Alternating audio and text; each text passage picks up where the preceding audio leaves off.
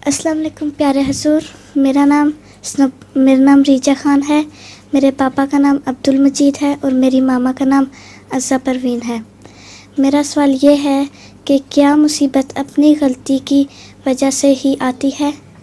क्या कोई मुसीबत अपनी ही गलती की वजह से आती है? कि अक्सर आती रहती है।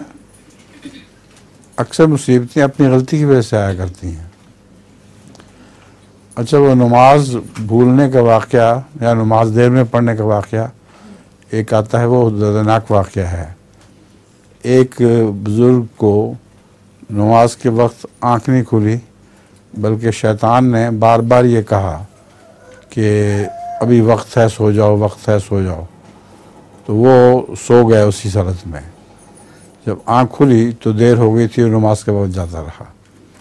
वो सारा दिन इतना रोए कि उनकी हिचकियाँ बंद गईं और सारा दिन वो रोते रहे। दूसरे दिन सुबह उनको शैतान ने आवाज़ दी कि उठो, नमाज पढ़ लो। उसने कहा, है तुम शैतान और तुम मुझे जगाने आए हो? उसने कहा, कल तुम्हारे रोने पर इतना सवाब हुए तुझे कि मैं ये पसंद नहीं करता कि तुझे दोबारा ऐसा सवाब हो।